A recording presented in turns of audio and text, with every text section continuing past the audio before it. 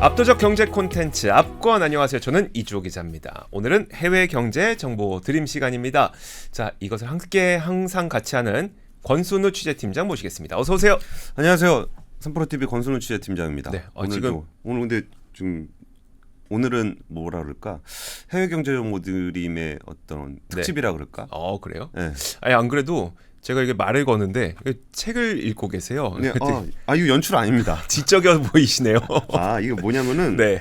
코트라가 그 1년에 한 번 한국인이 열광할 세계 트렌드라는 리포트를 내요. 이게 그 84개국 현장에서 취재를 하면서 내년에는 이런 게 좀 아이템이 되지 않을까? 이런 것들을 좀 모아서 1년에 한 번 발간을 하는 거예요. 네. 그리고 해외 정보 드림 자체가 이제 현지에 있는 그 무역관에서 리포트 쓴 내용들을 중심으로 하잖아요. 근데 1년에 한 번 나오는 거라 조금 열심히 준비를 해봤습니다. 그래서 여기 뭐 다양한 트렌드들이 나오는데 그 이주호 기자가 그때 우리 같이 방송하다 얘기했는데 네. 그 비만약이 네. 요즘에 엄청 핫하잖아요. 그렇죠. 뭐 그래가지고 비만약 먹으면서 네. 이렇게 뭐 뚱뚱보 되기 좀 싫지 않냐. 네. 그래가지고 뭐 음식이라든지 뭐 코카콜라라든지 이런데 주가 빠진다고. 네. 그래서 제가 좀 뜨아했었죠. 에이씨 그 좀 과다. 말도 안 돼. 근데 그게 실제 그런 트렌드가 나타나나 보더라고요. 실제로 뭔가 음식이라든지 제품이라든지 이런 거 사용할 때 그린이라든지 좀 더 건강한 그리고 나만의 무엇 이런 것들이 네. 굉장히 좀 지배적인 트렌드로 나타나고 있더라고요. 그래서 여기 나오는 내용들 중에서 정말 그 코로나19 겪으면서 뭐 위생이라든지 건강, 네. 뭐 그린, 뭐 녹색 변화 때문에 그린도 있고 그래서 그런 부분들이 실제 영향을 미친다 그래서 뭐 케이스별로 한 번씩 좀 뽑아봤습니다. 와, 재밌겠다. 오늘 그럼 저희가 들을 이야기는 일단 지금 상태에서 예상해 보건데 내년에 유행할 트렌드를 한번 보는 거죠. 그러니까 코트라가 아무래도 무역 진흥을 하는 그 공기업이잖아요. 네. 그러니까 뭐 이런 거 가서 하면 해외에서 좀 장사가 되지 않겠냐 뭐 이런 얘기라고 보시면 될 것 같아요. 네. 그러니까 첫 번째로 준비한 얘기는 스스로 건강을 챙기는 트렌드가 2019년 이후에 굉장히 강해진 것 같아요. 그러니까 이제 건강을 챙기면서도 그러면은 이제 뭐 짠 음식, 짠 음식도 좀 줄여야 된다라는 얘기 하잖아요. 저염식. 네, 저염식. 네. 근데 저염식의 대표적인 음식인 병원식. 맛이 없어요. 맛이 없잖아요. 네. 안 그래도 몸도 힘든데 음식까지 맛이 없으면 그래가지고 이제 병문안 가는 사람들이 몰래 네. 좀 짠 음식 또 가져가고 막 그런 그쵸. 것들이 있었잖아요. 그래가지고 이제 그 후쿠오카 무역관에서 발견한 트렌드인데 소울푸드인 찌개와 라면을 더 건강하고 맛있게라는 제목이에요. 그 지금 같이 표를 보시면은 30세 이상 한국인 6명 중에 1명은 당뇨를 앓고 있다고 해요. 당뇨병 인구가 2020년 무려 570만 명에 달한다는데 네. 우리나라보다 노령화가 좀 더 빨리 진행된 일본 같은 경우는 당뇨 환자가 1,100만 명에 달한다고 합니다. 그러면서 이렇게 저염식에 대한 관심이 되게 높아졌는데 네. 그 지금 같이 보시면은 이게 2012년에 한 12% 정도 되던 거가 지금 19%까지 올라왔잖아요. 그러면은 남자 전체 인구의 19% 그러니까 성인 기준입니다. 네. 전체 인구의 19% 그러면 정말 많이 걸리는 거거든요. 네. 그러니까 당뇨라는 게 사실 뭐 딱히 치료는 없잖아요. 그 적절한 상태로 유지를 해서 건강을 해치지 않도록 하는 거죠. 네. 그렇죠. 그래가지고 이제 당 수치 조절하면서 계속 그렇죠. 살아야 되는 건데 네. 그러기 위해서는 이제 아무래도 음식 조절을 많이 해야 된다라는 겁니다. 그리고 이제 그러니까 소금이 이제 당뇨라든지 고혈압에 좀 안 좋고 그러면은 얼마나 먹어야 되냐라고 했을 때 뭐 하루에 5g 정도? 소금을요? 예. 근데 그렇구나. 5g이면 좀 아쉬운 게 그 나트륨 기준으로 봤을 때 밀리그램으로 봤을 때 이 나트륨 기준입니다. 이게 소금 한 5g 정도 돼요. 네. 그러면 지금 보면은 5g 정도 되는 게 회덮밥, 곰탕, 떡 뭐 이 정도까지는 그냥 괜찮습니다. 네. 뭐 요거 좀 먹을 만하죠. 근데 그렇다고 맨날 이것만 먹을 수는 없잖아요. 그러니까. 근데 위로 올라갈수록 맛있습니다. 짬뽕. 예, 볶음밥, 비빔밥, 뭐 짬뽕, 짜장면 뭐 이런 거 다 넘어가면은 이거 그냥 먹는 순간 하루 섭취량을 다 넘어가 버리는 거예요. 네. 그래가지고 일본의 식음료 회사인 기린홀딩스가 그 병원에 방문해서 좀 어떤 음식들이 좀 필요한가라는 걸 조사를 해보니까 네. 정말 그 신장병이라든지 고혈압 환자들이 그 저염식 때문에 좀 너무 힘들어하고 있었고 그러면은 뭐가 제일 먹고 싶으세요? 그랬더니 그 일본 라멘 네. 그리고 이제 그 미소시루 뭐 이런 것들 된장국. 네, 된장국 네. 너무 먹고 싶다 막 그랬는데 이거는 사실 워낙 짜니까. 짠 나트륨이 많이 들어가니까 이건 한 번 먹는 것도 안 되는 한 끼 먹는 것도 안 되는 거예요. 네. 그리고 이거를 좀 어떻게 할 수 있는 방법이 없을까? 근데 더 문제는 우리는 아직 아니지만 네. 45세가 넘어가기 시작하면 네. 미각이 좀 약해집니다. 아 그래요? 그럼 네. 더 짜게 먹어야지 맛을 느낄 수 있어요? 그렇죠. 아. 그래가지고 이제 저희 어머니 연배쯤 되셨을 때 그 우리 어렸을 때 먹던 것보다 음식이 짠 경우가 좀 있어요. 아 그건 그래요. 네. 엄마 음식이 좀 짜졌네. 네. 뭐 그런 것도 있지만 그 나이가 좀 들면 미각 세포가 좀 약해져서 점점 짜게 먹는 경향이 좀 있다라는 거예요. 그래가지고 이제 그러면 저염식이라는 게 좀 필요한 건데 네. 그 어떻게 하면 짠 음식을 먹으면서도 안 짜게 할 수 있을까? 그래가지고 기린홀딩스가 전기 미각을 연구하는 메이지 대학하고 네. 일렉솔트라는 거를 개발을 했어요. 일렉솔트. 솔트는 소금인 거 알겠고 일렉은 예. 전기인데. 예. 전기 소금? 그러니까 이거를 미세하게 전류를 이렇게 흘려가지고 하는 건데 저런 겁니다. 이게 혀가 이제 짠맛을 느끼는 거는 나트륨 이온이 혀에 퍼지면서 네. 이걸 자극을 하는 건데 이걸 전류를 살짝 흘려가지고 소금이 들어간 건 똑같은데 뇌가 인식하기에는 짠맛이 난다는 거예요. 그렇겠네요. 예. 그래가지고 요걸 가지고 만든 제품이 요 지금 화면에 보시는 국그릇과 숟가락인데 네. 국그릇이 이렇게 생겼습니다. 그러니까 요 부위가 이게 살짝 전류가 흐르는 거예요. 그럼 먹을 때 이걸 쫙 이렇게 먹으면은 전류가 살짝 흘려가지고 나트륨 이온을 혀에다가 한 바퀴 돌려주는 네. 이렇게 하는 기술을 네. 개발을 한 겁니다. 그리고 또 하나의 제품은 이렇게 하는 건데 이게 숟가락에 전류가 이렇게 흐릅니다. 네. 그러면은 이걸로 숟가락을 딱 먹었을 때 맛이 살짝 그 나트륨 이온이 가는 애를 한번 붙잡아서 다시 돌려서 짠맛을 느끼게 해주는 겁니다. 이 문제는 있어요. 우리나라 사람들은 네. 국을 이렇게 막 손으로 먹질 않아요.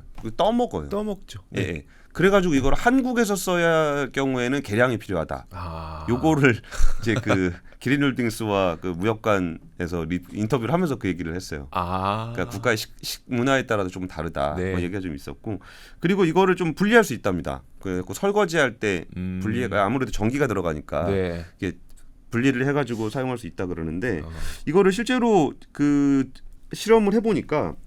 저염식 경험이 있는 남녀 31명을 대상으로 조사를 해봤을 때 29명이 1.5배가량 좀 더 짜게 느꼈다라는 거고 그러면은 똑같은 소금을 넣더라도 그러니까 소금 함량을 똑같은 맛을 내더라도 네. 소금 함량을 30% 정도 낮출 수가 있는 거예요. 그렇겠네요. 그러면은 그러니까 우리가 5g 먹어야 된다 그러면은 5g 다 채워서 먹더라도 한 35니까 3.5g 정도만 넣더라도 네. 5g을 넣은 것 같은 맛을 느낄 수가 있는 거죠. 그러면서 여기에 더해서 또 짠맛뿐만 아니라 그 감칠맛이라든지 산미도 좀 늘어나더라라는 얘기를 좀 하고 있습니다. 그리고 여기에 또 더해서 그 보면은 이게 저염식류가 확실히 트렌드는 트렌드인 것 같아요. 그러니까 저염식류라는 게 이건 소금을 조금 줄였다는 건데 네. 예를 들어서 설탕을 줄인 거. 네. 그게 뭐 제로 콜라라든지 그렇죠. 네. 뭐 이런 것들 있잖아요. 네. 그게 로우 스펙 식품이라 그러는데 제로 콜라 제로 사이다도 2022년 이마트에서 매출이 거의 209% 2배 넘게 늘었다라는 거예요. 네. 근데 이게 참 우리가 예전에는 그거 좀 비웃었잖아요. 네. 야 제로 콜라에 햄버거 먹냐? 그렇죠. 네. 그래갖고 뭐 제로 콜라가 무슨 의미가 있어? 뭐 그런 얘기를 많이 했었는데 그렇게 당당하게 얘기할 수 있었던 가장 중요한 근거 중에 하나는 제로 콜라가 맛이 없었어요. 맞아요. 네. 근데 요즘에는 맛있어요. 맞아요. 네. 그러니까 이게 조금 더 그 몸에 더 좋은 그 좀 나쁜 물질을 줄여서 가더라도 같은 맛을 낼 수 있기 때문에 그럴 바에는 내가 좀 더 건강하게 먹는 게 낫지 네. 라는 것이 굉장히 중요한 트렌드로 자리를 하고 있습니다. 그래서 일단 아까 보여드렸던 그 국그릇형은 국물류를 먹는 사람들에게 추천하고 네. 이 숟가락류는 카레 먹고 싶은 사람들에게 추천을 한다고 해요. 이게 아무래도 그 조사를 했을 때 나왔던 기준이 국 국과 뭐 그러니까 국가 라멘 이런 걸로 조사가 됐기 때문에 그렇고 물론 이거를 이제 조금 더 개량을 해야 되는 부분들이 있긴 하답니다. 뭐 네. 배터리 문제라든지 아니면 설거지할 때 안정성이라든지 그러니까 국가별로의 식문화라든지 뭐 이런 것들도 좀 개선하고 있다라는데 그러니까 제가 뭐 이거 물건 팔려고 나온 건 아니고요. 네. 그러니까 뭔가 어떤 트렌드가 있는 어떤 류의 트렌드인지를 한번 느껴보셨으면 싶은 거예요. 그래서 첫 번째 트렌드는 어쨌든 어떤 과학기술의 발전을 하게 되면은 우리가 그런 얘기 맨날 하지 않아요? 왜 불량식품이 맛있을까? 네. 반대로 몸에 좋은 건 왜 입에 쓸까? 네. 그래서 저는 그게 신의 섭리라고 생각했어요. 그러니까 불량식품이 맛이 없으면 어차피 이건 그냥 불량이지 식품이 아닙니다. 네, 굳이 먹을 이유가 없어. 근데 몸에 좋은 게 맛있다. 네. 그럼 너무 많이 먹을 것 같은 거예요. 그렇죠. 네. 그래서 이거는 그 신께서 인간을 창조할 때, 야 이건 딱 그 지구를 창조할 때, 야 너무 많이 먹으면 안 되지. 그래가지고 한 게 아닐까라고 했었는데 네. 어쨌든 과학기술의 발전이 몸에 좋으면서도 이게 그 건강한 그런 것들을 만들어내고 있는 건데, 그러니까 이거는 단순한 트렌드라기보다는 그 기술 발전에 따른 결과물이라고 생각해요. 그러니까 똑같은 음식을 그대로 먹는 것보다는 사람들이 좀 더 선호하는 방식의 건강한 방식으로 기술 개발을 할 수 있어야 되고, 네. 그러면서도 사람들이 맛있게 먹을 수 있는 것들을 만들어내야 된다라는 거죠. 그러니까 우리가 이런 이야기를 통해서 얻을 수 있는 그 아이디어는 와 일본에서 그 전기를 이용해서 더 짠맛을 낼 수 있는 스푼과 국그릇이 나왔대 이게 아니라 예. 그 지금 많은 사람들이 당뇨도 많아지고 성인병도 많아지다 보니까 저염식을 선호하고 저당 그러니까 제로 슈거를 선호하고 이런 트렌드들이 있다라는 거를 좀 가져가야 되는 거네요. 그렇죠. 그런 것들을 선호하고 거기에 기반이 되는 것은 과학 기술이다. 기술이 있다라는 겁니다. 그러니까 두 알겠습니다. 번째도 약간 좀 그런 그래요? 트렌드예요. 네. 두 번째 트렌드는 한번 그림으로 한번 보실까요? 네. 젤리다. 젤리죠. 네. 굉장히 예쁜 젤리죠. 네. 그리고 또 하나 어떤 생각이 드십니까? 젤리 위에 설탕 많이 뿌려져 있다. 예. 그리고 층층이 있는 거 봐서 층층이 네. 맛이 다양할 것 같다는 생각 들지 않습니까? 그러네요. 네네. 예, 그런 젤리인데 요거는 개인 맞춤형 젤리 영양제 런던 무역관에서 작성한 리포트입니다. 이게 영양제입니다. 영양제. 그러니까 이게 그 멜리사 스노버라는 창업자가 그 노리시드라는 회사를 창업을 했는데 네. 이건 어떤 경험했다는 거냐면은 이 창업자인 멜리사 스노버가 이게 그 약을 여러 개 영양제를 여러 개 챙겨 먹는데요. 뭐 비타민도 있고 뭐 오메가 3도 있고 뭐 이게 있잖아요. 네. 그런 걸 많이 챙겨 먹는데 그 공항 검색 때 지나가다가 이게 부딪혀가지고 그게 떨어진 거예요. 그러니까 막 알약이 막 다 돌아다니는 그렇죠. 거죠. 네. 그러면서 그걸 다 주워갖고 분류를 어떻게 해야 될지도 헷갈리고 막 그래서 이게 좀 하나로 만들어서 먹을 수 없을까? 그러니까 굳이 이렇게 여러 개 먹지 말고 그러니까 내가 하나만 먹으면 안 될까? 네. 근데 문제는 이게 사람마다 필요한 게 다 다르죠. 필요한 게 다르잖아요. 네. 그래가지고 이거를 연구를 했던 거예요. 그리고 노리시드에서는 개인의 건강 상태나 생활 패턴을 고려해서 꼭 맞는 7가지 영양소를 선별하는 그런 그 영양제를 만들었습니다. 네. 그래서 7가지 영양제의 이제 양을 조절하는 건데 심지어 우리가 영양제 먹으면 애들은 또 잘 못 먹잖아요. 알약 이런 거. 네. 근데 젤리로 만든 거예요. 그럼 먹죠. 그 맛도 있고 뭐 요새 회사에서 뭐 루테인 뭐 있길래 네. 눈 영양제 있는데 그것도 젤리로 만들어서 되게 맛있더라고요. 그래요? 그러니까 영양제를 젤리로 만들면은 참 아무래도 네. 먹기 좋으면 그렇죠. 맛있으면 더 좋죠. 아이들 사이에서 텐텐이 그렇게 인기가 많습니다. 그렇죠. 네, 비타민을 먹어야 되는데 네. 그걸 또 젤리 뭐 카라멜처럼 만들어 놓으니까 엄청 인기 많죠. 네. 그러니까요. 그러니까 이 영양제도 여기에 이제 천연 감미료로 단맛을 냈습니다. 네. 그러니까 이게 또 맛있어야 먹는 거거든요. 그래갖고 이거를 제가 이제 어떤 방식인가 이렇게 해봤는데 그 홈페이지에 한번 들어가-봤어요. 네. 어떻게 하는 건지 좀 보고 싶어서 갔는데 이게 뭐 질문을 합니다. 뭐 이름은 뭐니? 그러면 나는 권순우입니다. 그러면은 뭐 남자니 여자니? 그러니까 요거 제가 그 구글로 번역해가지고 이렇게 된 건데 원래 영어로 돼 있는 거예요. 네. 콩으로 가득 찬 아닙니다. 건강한. 어디 있어요? 여기. 정말 요새 어때? 그러면 피곤해. 네네. 아니야 나 활기가 넘쳐. 뭐 이런 얘기고요. 평소에 어때? 그러면 체육관 중독자 아닙니다 이거. 네. 운동 많이 하시는 분을 네. 얘기하는 거예요. 그리고 이제 별로 활동적이지 않아. 뭐 그리고 잠은 잘 자니? 그러면 아기처럼 잔다. 네. 아기처럼 잔다. 옛날에 저 유머 게시판에서 적어봤는데. 뭐요? 우리 부장님은 아기 같아요. 왜요? 맨날 잠만 자요. 잠 못 드는 밤 이게 불면증 얘기고요. 네. 그래서 이거 스마트폰 얼마나 보는지 아. 이런 것들도 좀 나와 있고요. 그러니까 이런 것들을 다 조사를 해서 그 이 사람한테 필요한 영양소가 어떤 건 어느 정도인지를 조사를 하는 거예요. 거기에 뭐 술을 얼마나 자주 먹는지 이런 얘기들도 나오고 그렇게 하면은 이제 나한테 맞는 7가지 영양소가 만들어지는 겁니다. 네. 그러면 그거를 이제 그 조합을 해야 되잖아요. 그렇죠. 조합을 할 때 이것도 이제 새로 아까 제가 말씀드렸던 게 예전에 우리가 상상하던 일들 뭐 나한테 정말 딱 개인에 맞는 무엇인가가 있으면 좋겠어라는 것의 문제는 2가지가 있는데 하나는 수요 조사를 하기가 굉장히 어렵습니다. 그렇죠. 근데 요즘에 뭐 인터넷이나 모바일로 수요 조사를 하면 할 수 있잖아요. 네. 2번째는 다품종 소량 생산을 하기가 어려워요. 그렇죠. 이거를 수익성이 안 나오죠. 수익성이 안 나오잖아요. 네. 그러니까 이게 뭐 소품장으로 다량으로 만들어야 맛이 남는 건데 그러면 이 젤리 뭘로 만들었을 것 같으세요? 아까 영양제라면서요. 예, 그 영양제로 만드는 게 제조 공법. 제조 공법? 예. 그러게. 3D 프린팅.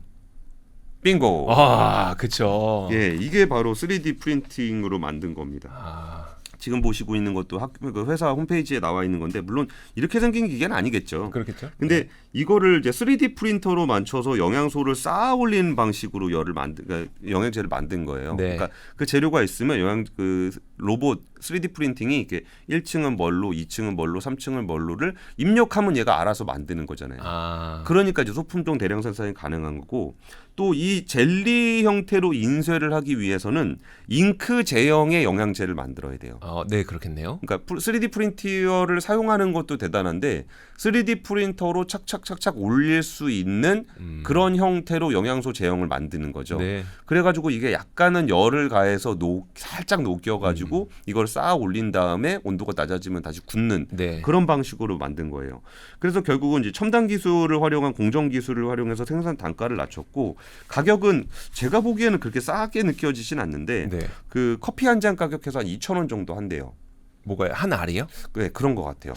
그럼 조금 비싼 것 같긴 네. 하다. 근데 우리가 영양제를 그러니까 7종을 따로 챙겨 먹는다는 거를 기준으로 생각해 보면 그렇게 계산하면 네. 네, 그냥 합리적일 수 알약 있겠죠. 하나씩 먹는 거에 그러니까 알약 하나 가격이라 그러면 좀 비싼 것 같은데 네. 7종의 알약을 따로 챙겨 먹는다는 컨셉으로 생각해 보면은 좀 이 부분에 대해서도 좀 의미가 있는 것 같고 네. 그러다 보니까 2019년에 설립된 노시드는 2020년에 영국 선정 100대 스타트업 15위를 차지했고 2023년에 6위로 올라섰고 국왕상도 받았습니다. 네. 그러니까 이게 단순하게 알약 모아서 한 번에 배달합니다. 뭐 이런 컨셉은 아니고요. 네. 그러니까 우리가 샐러드 배달하듯이 뭐 이런 샐러드 배달해 주세요. 그럼 사람이 그거 다 맞아요. 조합해서 하잖아요. 네네. 그러니까 뭐 영양제도 그렇게 할 수는 있겠죠. 근데 네. 우리가 그 알약 케이스 있잖아요. 네. 거기에 각각 넣어서 다니잖아요. 그리고 디스펜서도 있어요. 그러니까 이 약을 위한 디스펜서도 기술이 되게 발전되어 있는 상태이기 때문에 가능은 할 것 같긴 한데 예, 예.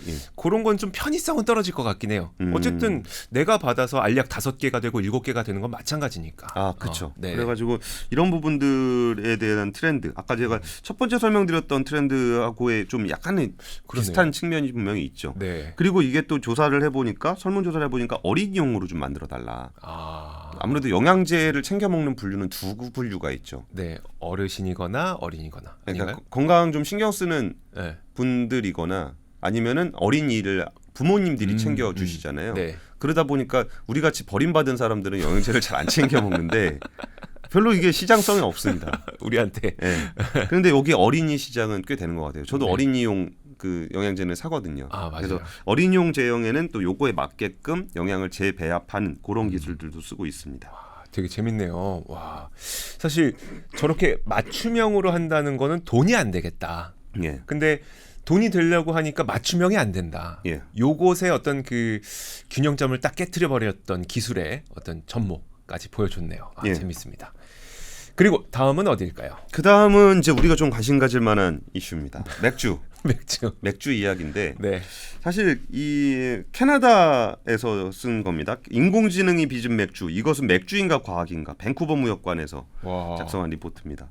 이게 옥토버 페스트가 독일의 제일 유명한 맥주 축제잖아요. 네. 근데 의외로 캐나다도 이걸 굉장히 좀 맥주를 좋아한다 그러대요. 근데 그 옥토버 페스트 캐나다가 벌써 55주년을 맞이하고 있고 네. 한 번 열면은 한 100만 명의 사람들이 방문을 한대요. 그리고 7월에는 토론토 맥주 페스티벌, 5월에는 그 몬트리올 맥주 페스티벌, 이게 굉장히 많은 맥주 페스티벌이 있는데 올해 좀 특이했던 페스티벌이 그 양조 장인과 챗GPT가 네. 수제 맥주 만들기 대회를 열었대요. 누가 더 잘 만드나? 예, 예. 근데 원래 그 캐나다에서는 맥주 양조장이 굉장히 많답니다. 네. 그러니까 우리나라는 보통 그냥 기성 맥주들을 많이 먹잖아요. 그렇죠. 근데 여기에 그 캐나다에서는 그 뭐 1인당 67리터 마시면서 세계 20번째 마시는데 지역 고유의 맛을 내는 수제 맥주 양조장이 한 1,200개 정도가 있대요. 오. 그러면 그 1인당 양조장 수가 국민 1인당 양조장 수가 그 독일보다 더 아, 많답니다. 그래요? 예. 진짜 진심인데요? 예. 그러면 양조장별로도 다 맛이 다 다르잖아요. 네. 그 맛이라는 게 결국은 뭔가의 그 장인의 상상력 네. 그리고 거기에 배합 기술 뭐 이런 걸 통해서 내가 이렇게 해서 만들면 이런 맛이 나겠지라는 거를 진짜 절묘하게 만들어도 그게 잘 안 되잖아요. 이것도 화학적인 그렇죠. 반응들도 되게 많고 그래서 어떻게 하면 나만의 고유의 그런 상상의 레시피를 만들어내는 요게 이제 맥주 장인이 되는 건데 이걸 가지고 15년 경력의 브루잉 마스터, 브루잉은 맥주 만드는 브루잉 마스터인데 2년 연속 캐나다 브루딩 어워드에서 금메달을 딴 최고의 경력자였습니다. 네. 그래서 이 사람하고 그 챗GPT하고 이번에 그 맥주 대회를 열었던 겁니다. 그래가지고 포스터도 이렇게 만들고 어떤 맥주가 더 맛있을까 뭐 해가지고 둘이 대회를 열었습니다. 네. 누가 이겼을까요? 질문자의 의도를 파악해 보면 인공지능이 이겼을 것 같고. 그렇죠. 그게 만약에 그 블라인드 테스트를 안 했으면 사람이 이겼을 수도 있었을 것 같긴 해요. 네네. 뭔가 이제 기분이라는 게 좀 인정하고 싶지 않은. 블라인드 테스트를 했더니 챗GPT가 이겼다고요? 예. 그리고 101명의 맥주 애호가들이 모여서 평가를 했는데 60%의 표를 그 인공지능이 만든 맥주가 얻게 됐습니다. 그러면서 판정단은 그 로봇 맥주가 만든 맛은 새롭고 친숙했고 장인 맥주는 독창적이고 미묘했다. 근데 이거를 그냥 이거는 뭐 안 먹어봤으니까 그냥 상상을 해보는 건데 장인은 좀 이겨야 되겠다라는 신념으로 너무 장인 정신을 발휘한 게 아닌가. 그러니까 독창적인데 미묘하다. 미묘하네. 뭐 이거 있잖아. 어떤 맛인지 좀 느낌 있죠. 그렇죠. 근데 이게 로봇 맥주 맛은 새롭지만 친숙하다. 이게 동그란 네모잖아요. 네, 그렇죠. 어떻게 새로운데 친숙할 수가 있겠어요. 근데 이게 뭔가 좀 친숙한 맛의 사람들은 더 표를 주기 마련인데 그러면서도 약간의 좀 새로운 맛이 겸비된 요게 그 챗GPT가 오히려 좀 냉정하게 승부에서 이길 수 있는 레시피를 만든 게 아닌가 뭐 이런 생각도 좀 듭니다. 그러면서 이번에 그 맥주가 출시가 됐습니다. 로봇 대 휴먼 맥주 세트라 그래가지고 이번에 그 나왔던 그 맥주 2개를 한 패키지로 로봇 대 휴먼이라는 그 나인마일 레거시 브로잉 이게 양조장이죠. 네네. 여기에서 요런 맥주를 지금 내놨다고 합니다. 이런 거 한번 좀 한번 먹어보시긴 하네요. 그러니까요. 국내 안 들어오나 모르겠네요. 그러니까 이게 양조라는 게 정말 그 미묘한 감과 그 창의성의 영역이라 이거를 뭐 인공지능이 좀 할 수 있겠느냐라는 생각들을 많이 하는데 그냥 새로운 레시피 만들어 달라 그러면 인공지능은 이미 척척 내놓고 있습니다. 근데 그 정도가 아니라 그 그레인빈 브로잉 컴퍼니 이것도 그 되게 캐나다에서 수상 경력이 많은 양조자인가 봐요. 근데 여기에서 그 인공지능 맥주를 출시를 하는데 그 레시피만 인공지능 맥주로 한 게 아니라 그냥 제목도 지어달라고 하고 그 얼마쯤 팔면 되겠니? 가격도요? 가격도 정해달라고 그러고 디자인은 어떤 식으로 하면 되겠니? 그것도 다 그냥 GPT 인공지능에 맞춰서 하고 있고 이게 막상 만들고 나니까 여기 그 CEO 양조장 CEO면 굉장히 자부심이 좀 있을 거 아니에요. 근데 이렇게 만들고 나니까 좀 제품에 대한 애정은 좀 덜하겠다. 덜하. 네. 그런데 어쨌든 신기술이 신제품을 만드는데 도움이 되는 것은 사실이다. 그걸 얘기를 했다고 해요. 그래서 인공지능이 이제 식음료에 미치는 영향에 대한 보고서인데 이게 폴라리스 마켓 리서치의 그 조사예요. 근데 여기서 보면은 정말 그 인공지능이 만드는 음식 시장의 어떤 전망 보고서가 정말 가파르죠. 그러니까 이렇게까지 많이 높아지고 있는 건데 이게 결국은 무엇을 의미할 것인가라고 봤을 때 앞에 나왔던 그 맥락과 유사한 성격이 있어요. 뭐냐면 나만의 무엇. 그러니까 나만의 맥주가 될 수도 있는 거고. 그러니까 내가 좋아하는 스타일의 맥주를 네. 주문할 수 있죠. 네. 그러니까 우리는 그 동안은 이게 주는 거 받아갖고 쓰거나 아니면 우리는 보통 이렇게 소주 말아 먹으니까 그쵸. 맥주 맛이 별로 중요하진 않았잖아요. 네. 근데 이걸 다 관통하고 있는 거는 뭔가 그 사람에 맞출 수 있는 무엇인가 그리고 맞춘 것을 만드는 과정이라는 게 있는 거잖아요. 근데 거기서 이제 여기서 인공지능을 활용하게 되면은 이 사람이 어떤 무엇인가를 입력을 했을 때 거기에 맞는 레시피를 만들어내는 게 굉장히 단순해졌다라는 거예요. 음식이 엄마 손맛이라는 거 잘 알고 보면은 그 미원이더라고요. 이건 농담이고요. 네. 그러니까 엄마가 항상 하는 그 손맛은 사실 적당한 어떤 패턴을 그리고 있는데 그 패턴을 데이터화하지 않았기 때문에 대량 생산이 안 되고 있다라고 네. 한다면 그 데이터를 가지고 인공지능을 활용하게 되면은 그 주온의 엄마 레시피, 수능의 엄마 레시피 뭐 이런 것들을 다 대량 생산이 대량 생산할 수, 그러니까 만들어낼 수 있다라는 거죠. 그렇겠네요. 그러다 보니까 이게 그 소비자들의 선호 추세라든지 패턴 이런 것들을 식별하는데 인공지능이 굉장히 도움을 많이 주고 특정한 고객층을 겨냥한 새로운 레시피를 개발하는데도 굉장히 수월하고 그럼 이거의 운송 경로라든지 재고 수준의 데이터가 있으면 네. 이것도 분석하는 게 굉장히 수월하다는 거예요. 그러면서 여기에 대해서 그 IBM 왓슨 아시죠? 네. 그 왓슨이 뭐 하죠? 바둑.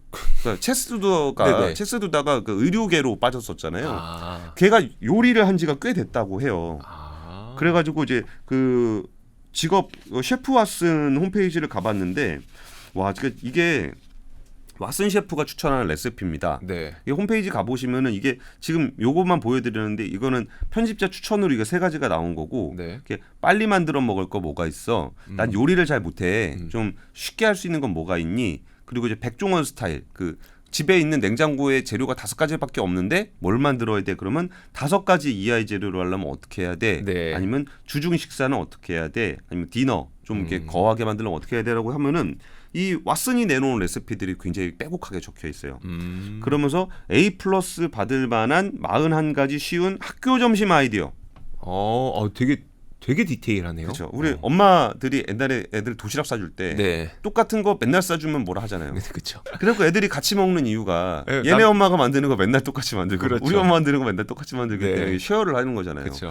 근데 이런 것들을 가지고 이제 그 왓슨이 레시피를 짠 거예요. 그러니까 이런 것들도 좀 이제 인공지능을 활용한 음식 시장 그리고 세계 최초의 인공지능을 활용한 위스키들도 좀 개발이 되고 있고요. 네. 저도 위스키 엄청 좋아하는데 네. 이렇게 로봇이 만든 위스키는 어떤 맛일까 좀 궁금하기도 합니다.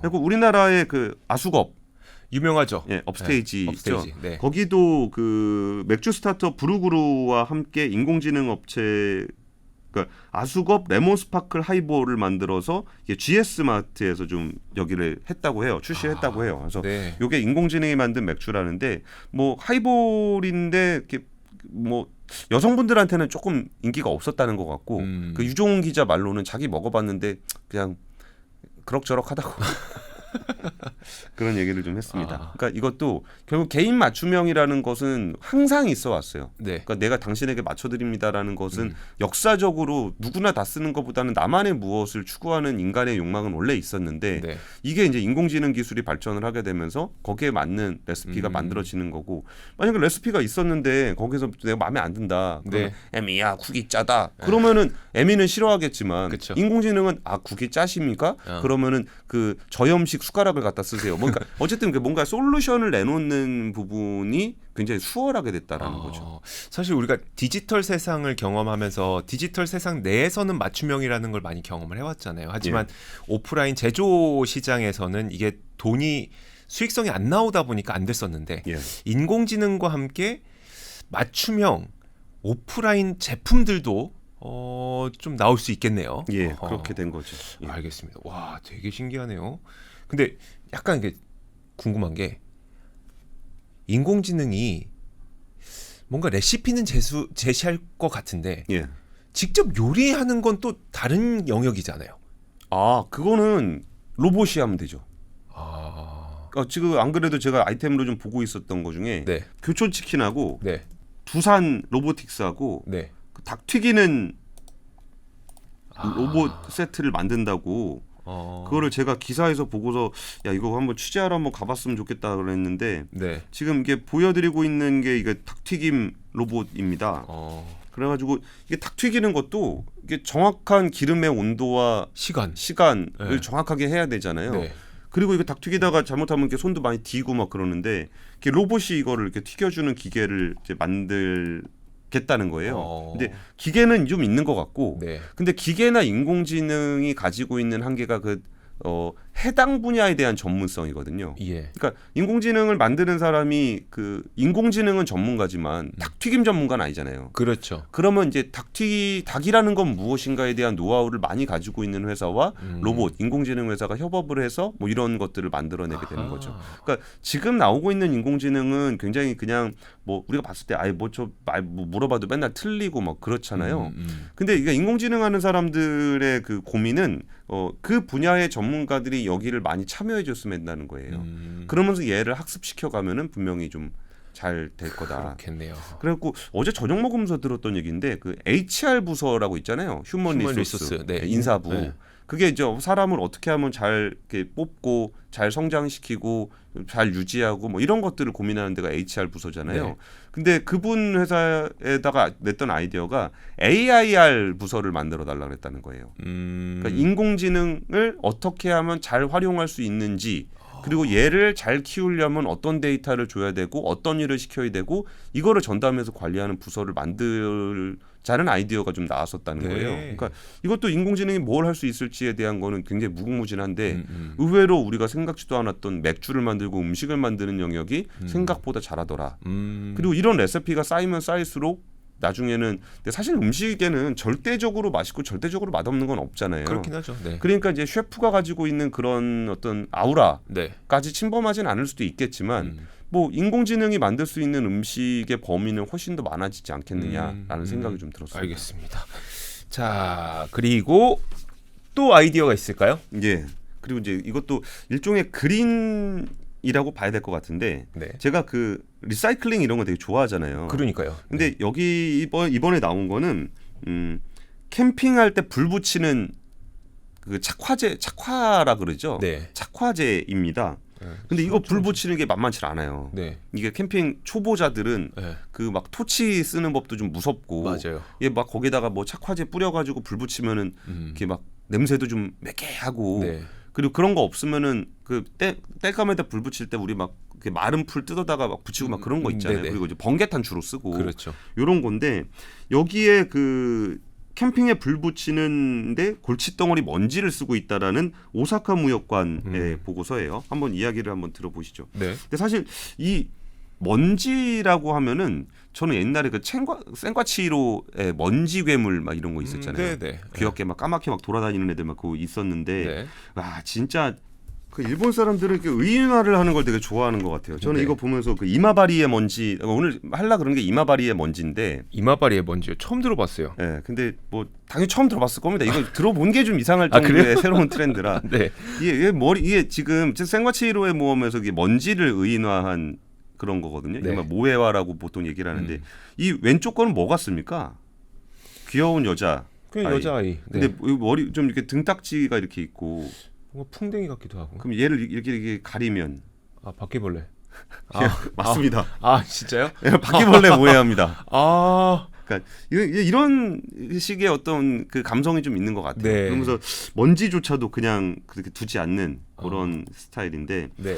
그 이마바리 씨는 120년 동안 수건 산업을 했대요.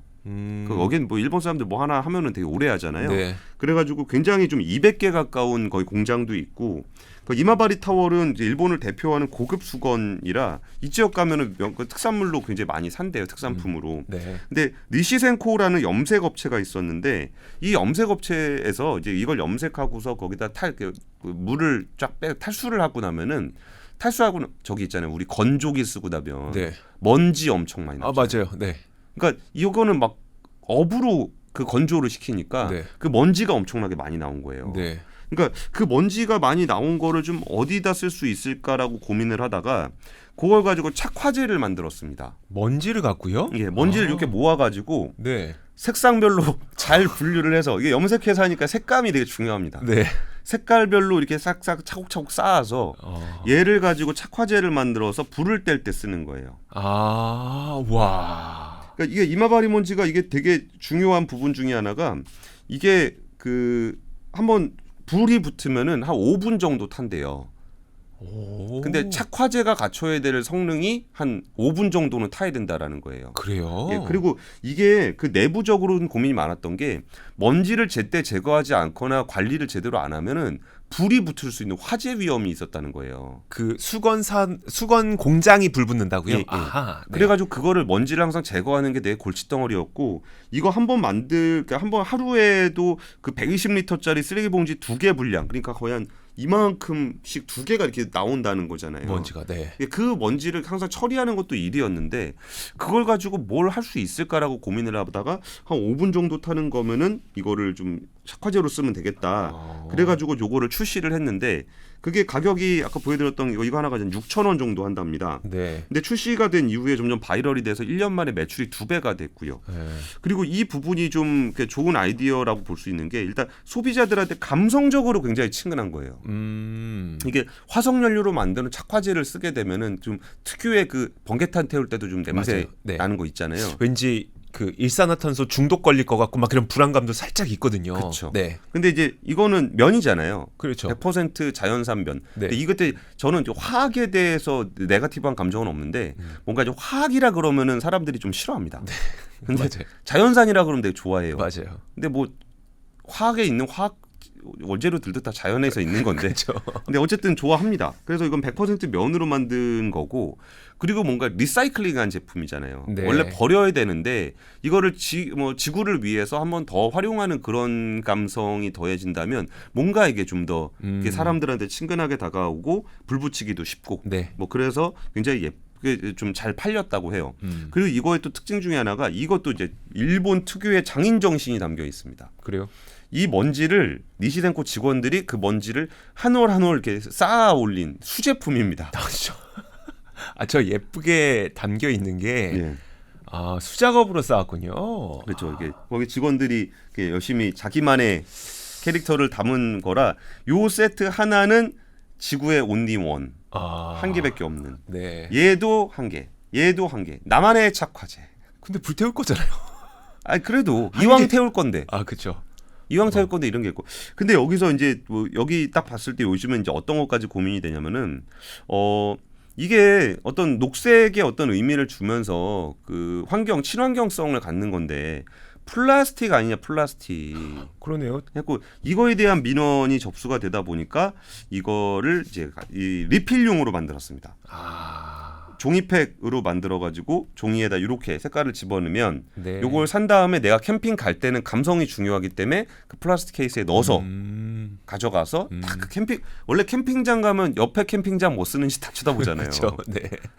그래갖고 요런 거 딱 해갖고 착화제 딱 넣어서 불 붙이고 있으면 주변에서 저 사람 뭐야? 네. 요 감성이 잘 먹힐 수 있도록 하면서도 친환경적인 에코백 종이백에다가 리필용을 넣어서 다시 판매하고 있답니다.